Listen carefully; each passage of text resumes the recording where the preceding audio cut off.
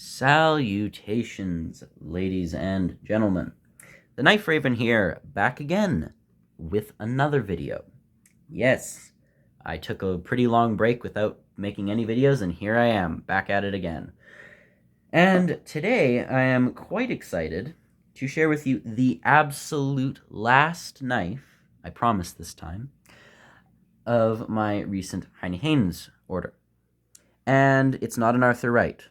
You know this by the title of the video, presumably. However, today I will be showcasing my very first Rough Ryder Reserve. Now, if you've been in the knife community for more than 10 seconds, you've probably heard of this brand. Rough Ryder Reserve is the second element of the company Rough Ryder, which is owned by SMKW, also known as Smoky Mountain Knife Works, the largest knife store in the world in Tennessee. And SMKW, again, they have a great team of people working there, very invested in the knife community. They seem to listen to their customers and talk with their customers. They're very active in the comments. If you want to go check out their channel, they have a great little channel. What am I saying, little? They have probably more than 1,000 times my subscribers, easily 100.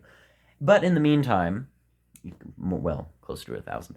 But they have an excellent channel, and they made this brand, I believe, in the late 90s or early 2000s, and ever since, they did an off-branch called Rough Ryder Reserve a couple of years back. And Rough Ryder Reserve is their premier line. This is their high-end series, and they do quite live up to the name.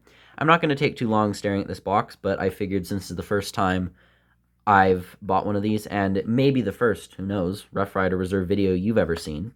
Here's how they come packaged. They come in this nice, simple cardboard box with the RRR, Rough Ryder Reserve. This is the Quillcliffe model, one of their recent models. Inside the box, you get this very nice tin. You know me, I like having a good place to store my knife when not in use, and this is really nice. Rough Ryder Reserve, RRR, and it just says in this little writing down here, built by hand, backed for life. Simple tin. Pop the cap off. You get this foam insert. From there, you have your cloth. Take off the little tie. Unwrap this really nice cleaning cloth that could be used for wiping down your knives if they ever have like fingerprints on them. Very nice little thing to include. Here's with the RRR Rough Ryder Reserve, always built by hand and backed for life. It's a bit wrinkly, but there's that. And then inside there you get this little piece of wax paper. And when you open that, you have your knife. So incredibly well packed knives. You'd think that they'd cost a pretty penny, but they're actually quite inexpensive. But here is the knife. I will take the cloth off screen so you can see the knife in its glory. Now, I believe this is called a reverse dogleg pattern, or maybe it is just called a dog leg, and I know it's one of the two. Of course, that's very vague, but this is, I believe, my first dog leg handle knife. But what I like to call this is not as much a dog leg, although that is the correct term. I like to refer to this as a serpentine handle. And if you've ever seen my Groman Slimline Jack, my Case Seahorse Whittler, and other knives of that caliber, you will know that this is a very similar handle shape. So it's got this nice sway, thicker at the front, thinner at the back, which is, again, really sleek shape. I really like how this looks. We have brass pins, brass liners. We have a, I believe, very high polished brass shield. If not, then it's just nickel silver. This is incredibly reflective. Get any fingerprints off so you can see that to its full degree. Yeah, immensely shiny.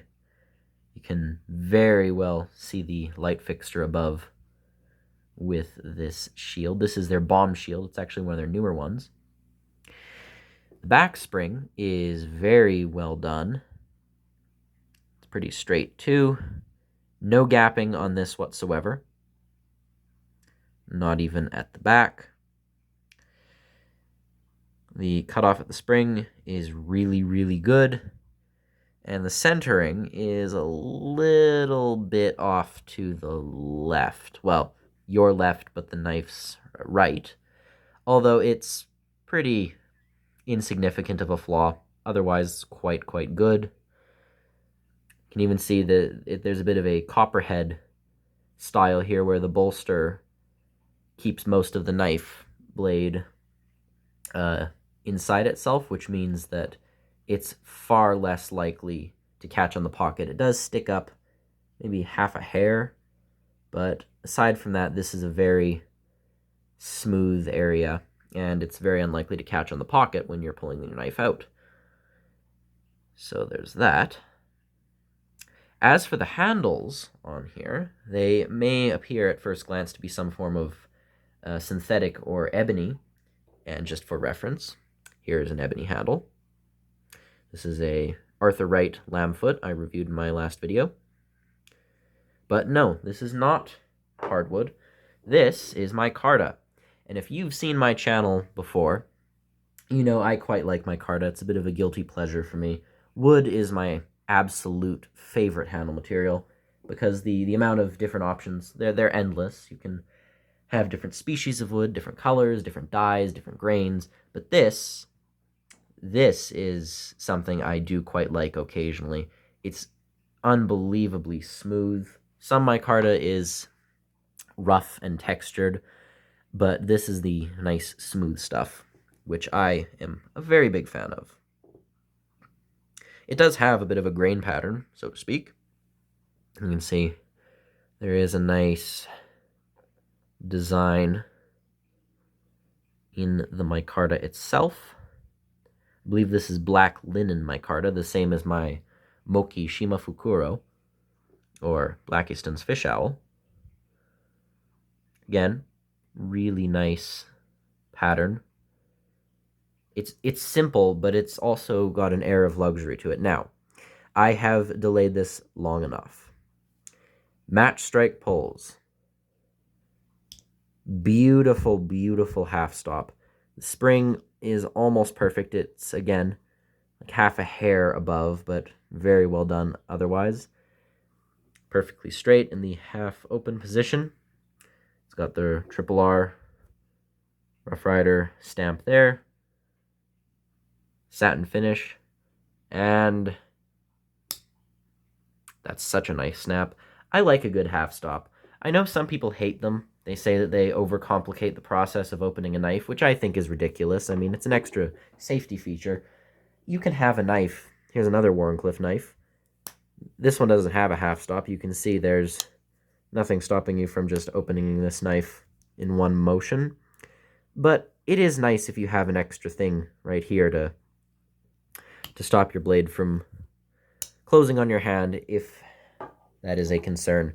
Again, with this, you have a very nice, snappy spring.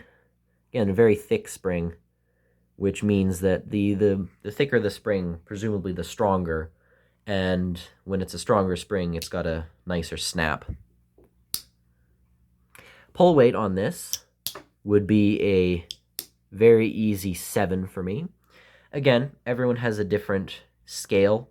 Some people find certain springs way too difficult to open. Some people would say this is their version of a 5. Some people would say this is their version of a 9. It's really left up to the individual, but for my personal scale, this would be a fair 7. I like stronger springs. I have a lot of knives from Sheffield, which are famous for having absurdly tight springs. For example, this one, which is still a 10 and hurts to open. But, you know, I'm used to very, very strong springs, and thus, to me, this is a walk in the park. And a talk in the park. No, okay. Yes, walk and talk on this is very, very nice. Half-stop knives often have the nicest walk and talk. At least that's for me. But very nice. They do use, I believe, ball bearings, or not ball bearings. I believe they have some form of washer in there. You can sort of see it. I know some people don't like that. They think it looks weird, but to me, if it just aids in the knife's smooth opening, absolutely have no issue with it. In fact, I actually appreciate that. It's a bit of a modern touch to a traditional knife. Speaking of which, would these be classified as traditional or modern traditional? I hear someone saying. I'd still say traditional. Now, you can say, oh, they're made with modern materials and such. Yes, but a modern traditional, to me, has bolsters often, made of titanium or the like. It often has a super advanced blade steel, M390 and the like. This is D2 tool steel, which is an interesting steel I'll get into a bit more in a second. And the bolsters are of a almost, what would the word be? Brushed stainless. These aren't nickel silver, they aren't brass, they're just a brushed stainless with a nice bit of detailing in them. I really, really like these bolsters. They aren't too ostentatious, they aren't too shiny, and as much as I adore my Arthur Wright knives, nickel silver polished as so is very pretty, but it accumulates fingerprints terribly. And when you are, holding your knife and you're using your knife, you have to constantly shine them because they get all speckled with fingerprints and such. And I know it's a small, insignificant complaint, but again, I will admit I'm a collector, not as much of a user, unfortunately, and because of that, I don't like it when my knives look like, they've been used excessively and look all dirty and have fingerprints on them. Yes, you can make fun of me. I perfectly am fine with that. I make fun of me too. But that's aside from the fact that I just prefer a bolster that doesn't accumulate scratches and doesn't show signs of wear to the same degree. And I think that it complements the plain satin blade and black micarta very, very well.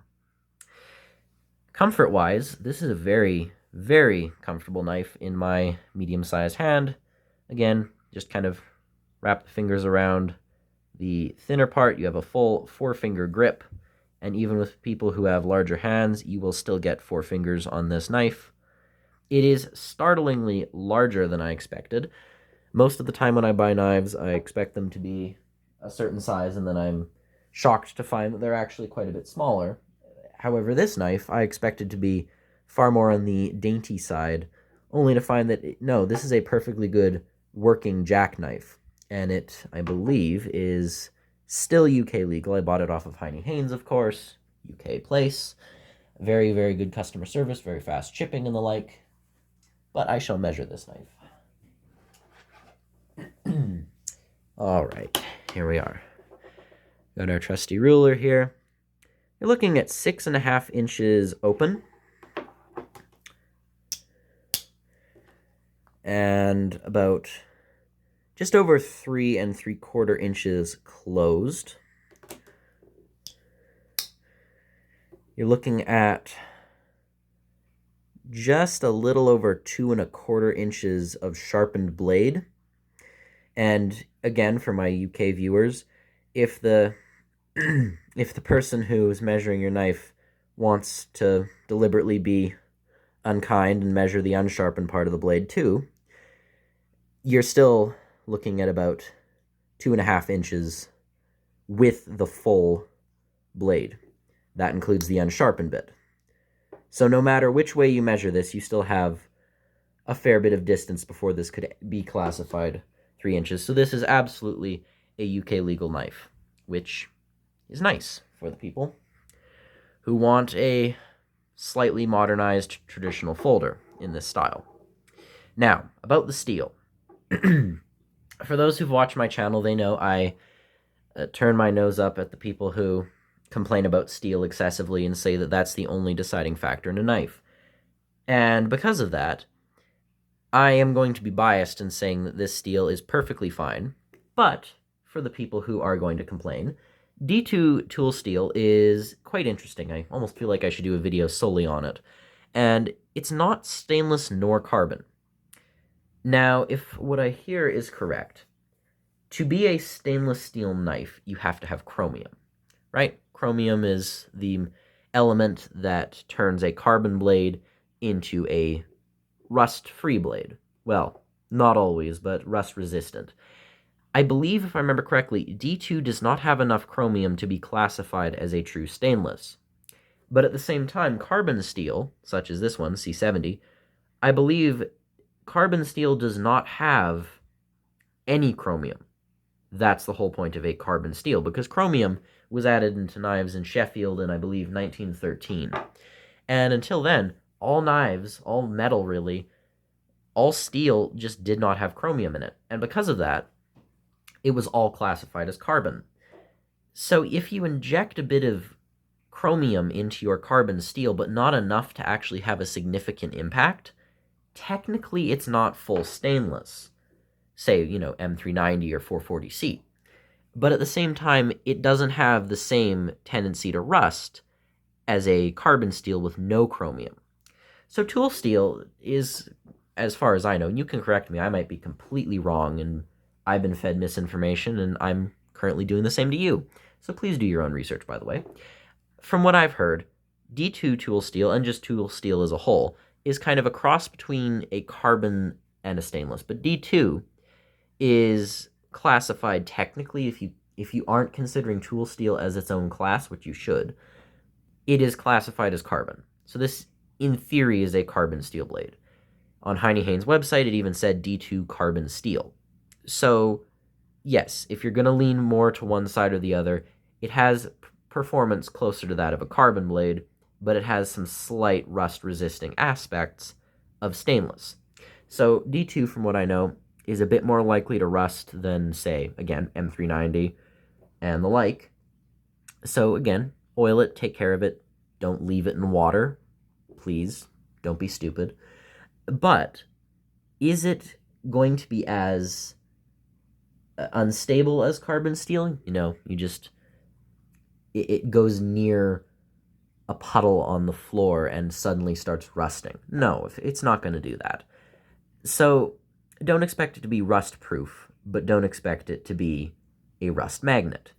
That is how I view D2 steel. It's got an okay Rockwell hardness. It's not a 60 plus, and it's certainly not soft enough that you could bend it. But it's a very nice all-around steel. I like D2. I have, I think, 1 or 2 knives with D2. This, of course, being one of them. And I know the Lion Steel Opera, which is one of my favorite traditional / slightly upscaled modern knives, is a D2 blade, and it works very well. Very nice, very sharp. I wouldn't say sharpening it is easy. I've tried it once or twice. It hasn't worked very well.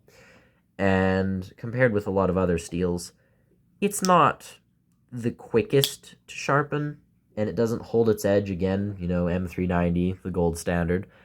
But I still think it works perfectly well on a traditional knife. I mean, for the people who want a bushcraft knife that can cut down a tree and not dull whatsoever, you're going to want an upscaled steel.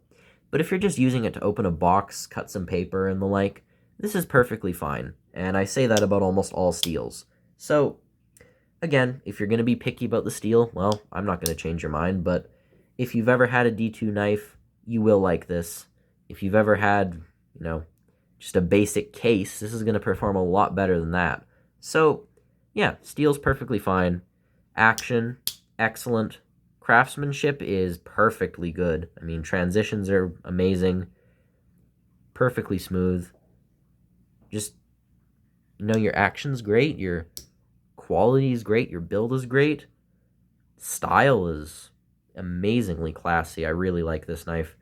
I've actually shown this knife to a couple of my non-knife collecting friends, and they seem to even like it. So, it's a style that doesn't seem aggressive. It appeals to a lot of people, whether you're a traditional knife collector and you just enjoy traditional knives, or you want something that's a bit of a blast from the past. This will absolutely do wonders for you.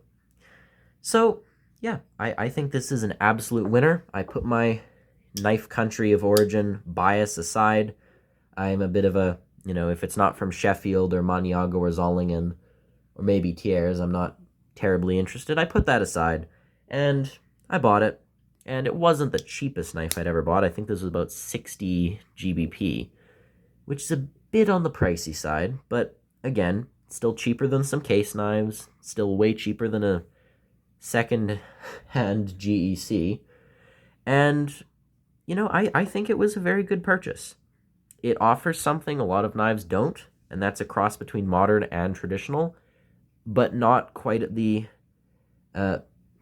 bank-breaking costs of a Jack Wolf or a Custom or even a Lion Steel, and they're on the cheap end for modern traditionals. So yeah, I am incredibly impressed with this knife. This video, as always, has become a ramble, and that was more on the blade steel side of things. Again, just if this is your first video for me, please expect me to start rambling at one point in my videos. These aren't well structured. They're not professional. I don't intend them to be, because if I make them there you go. Having slip-ups in my videos too. That's another thing you can expect. I don't make these to be incredibly professional, because then they aren't real. They aren't my live opinions. Yes, Alice, from everything from my cat showing up in my videos occasionally. I give you a live review of these knives. These are my genuine thoughts, as if you were here in the room and I was just talking at you. This isn't... There's my cat again. And, you know, I often make them in 1 or 2 takes. Whichever one's better, that's the one I go with. And I'm hoping that this is my take 1. I hope this is the one that you'll end up seeing. Yes, Alice. But no. So to summarize this knife as a whole and my experience with Rough Ryder Reserve, I am immensely impressed. They're able to roll out a knife that is packaged like a masterpiece, like something you'd expect from a custom knife. They are way cheaper than custom knives, of course, and a lot of production knives that claim to be modern traditionals. And you're getting, you're getting both the best of both worlds. Modern materials like micartas and tool steel, but at the same time, it is unmistakably old school. And because of that, I gotta say I'm impressed. I might be buying another one. I have my eyes on the Barlow, or maybe the coffin-handled Whittler. So yeah, if you see another Rough Ryder Reserve video in the future, just know that it all came from this one. This was where it all started. I am very pleased with this knife. I love the name, I love the style, I love the steel, and I really like Smoky Mountain Knife Works, so anything to support them. And yeah, I'm very impressed. So, my Alice, very talkative today. So thank you again for watching. I'm a massive fan of this knife. I encourage you to check it out. This is one of their new releases. Again, if you like a single blade Wharncliffe with a swedge, this is something you should look into. So thank you very much for watching. I'm going to go see my cat in a second. Thank you very much for watching. This has been the Rough Ryder Reserve number 021. Let me double check that. I don't want to get it wrong. 021. And this is the Quillcliffe. And this has been the Knife Raven, as always, signing off. Goodbye.